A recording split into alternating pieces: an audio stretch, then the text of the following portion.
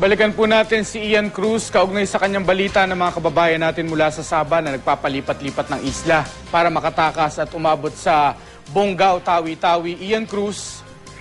Yes, Mark, kaya nga nung nabanggit ko kanina ay mahigit 500 evacuees mula sa Sabah. Yung dumating nga dito sa Bonggao, Tawi-Tawi at sakay sila ng BRT Sultan Kudarat mula sa Taganak Island sa bahagi ng Turtle Island. Ayon kay DILG Secretary Maroas, nasa 240 rito ang mula sa Zamboanga at Basilan, 260 naman ang mula sa Sulu at 6 lamang daw ang mula naman dito sa Tawi-Tawi. Karamihan nga, Mark, sa mga nakita natin ay mga kababaihan, sanggol at bata.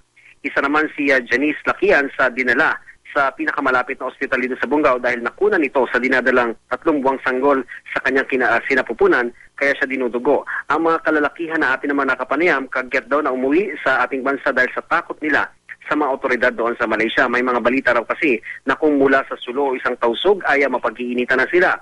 Kaya dagling nga silang sumakay ng lansya patungong Pilipinas na na-intercept naman ng Navy sa Taganak Island sa bahagi nga ng munisipalidad ng Turtle Island. Samantala, isang evacuee na buntis na nagngangalang ni Hira Jailani ang nakunan pa ng GMA News sa Taganak Turtle Island Clinic nitong Lunes. Pero kinahaponan nga, Mark, ay dinala ang 30 anyos na ina sa Sandakan, Malaysia dahil nga sa kanyang maselang kondisyon. Pinapasok naman daw ito ng Malaysian authorities at nakapanganak pa ng kambal na sanggol. Pero nasawi daw si Jailani. Ay na rin yan sa kwento ni na Dr. Sara Kashim at ni Dr. Roel Kyoge dahil sa komplikasyon kagaya na nga lamang ng mataas na blood pressure. Critical pa raw ang kondisyon ngayon ng mga sanggol o ng kambal na sanggol na 8 buwang lamang nang sila'y isinilang. Samantala, Mark, ay tiniyak ni Secretary Marojas na ibibigyan ng pamahalaan ng lahat ng pangailangan nila. Magkakaroon din daw ng livelihood program para sa kanila.